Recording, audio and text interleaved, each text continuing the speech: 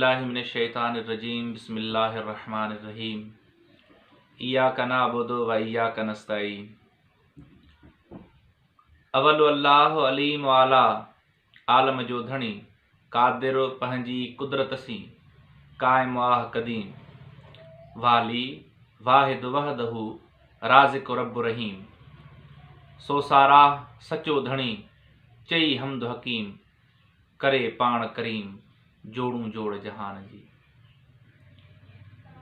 जगह जोड़े जहर दिल में उहा गुफ्तार पैदा कर, जगह जोड़े जहर दिल में उहा गुफ्तार पैदा कर, रसाए जेका मंजिल ते उहा रफ्तार पैदा कर। फ़क़त अहले ज़मी छा अर्श वारन खां मथे आहीं, फ़क़त अहले ज़मी छा अर्श वारन खां मथे आहीं, अड़े इंसान तूं इंसान जो किरदार पैदा कर।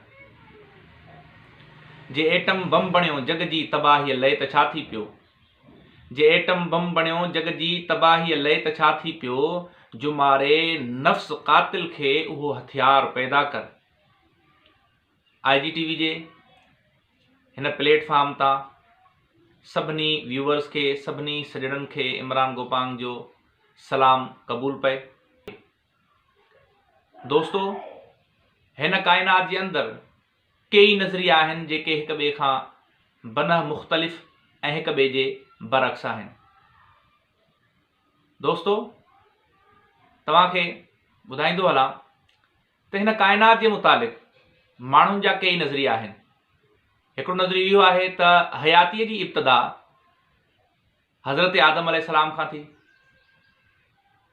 ऐं किन जो नज़रियो आहे त न, हयातीअ जी इब्तिदा इनऑर्गेनिक फेज़ खां पोइ ऑर्गेनिक फेज़ में एमोबा खां थी, जिनजी तरक़ी याफ़्ता सूरत इंसान आहे। त अहिड़ी रीति कई नज़रिया हिक ॿिए जे बरअक्स आहिनि। असांजी इहो मौज़ूअ आहे, असां ही तमहीदी गुफ़्तगू करे रहिया आहियूं।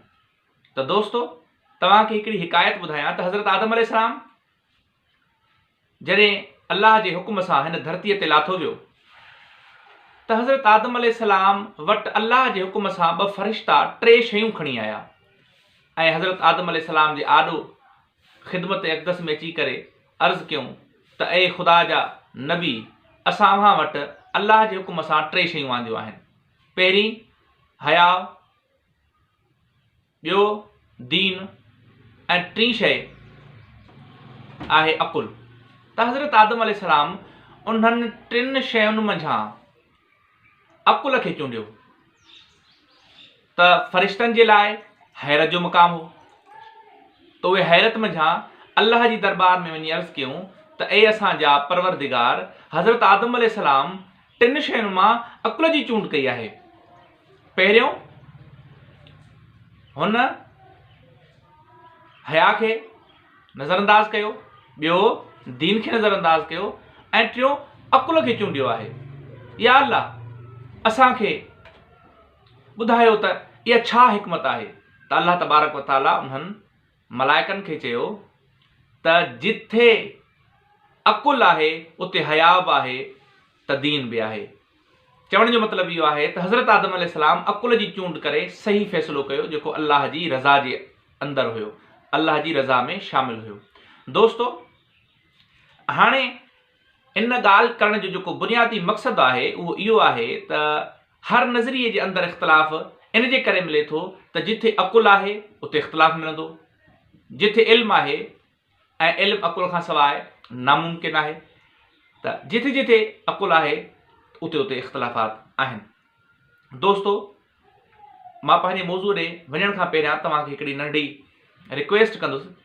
उहा रिक्वेस्ट हीअ आहे त असांजे हिन IGTV खे सपोर्ट करण जे लाइ बराए महिरबानी, बराए करम सब्सक्राइब कंदा ऐं भर में बेल आइकन खे बि दॿाईंदा, त जीअं असां मोटिवेट थी करे असां पंहिंजे हिन IGTV चैनल तां तव्हां सॼणनि ताईं बहितर खां बहितर अदबी मवाद पहुचाए सघूं, तारीख़ी मवाद पहुचाए सघूं ऐं एंटरटेन ते ॿधल तमामु घणो मवाद तव्हां सॼणनि ताईं पुॼाए सघूं।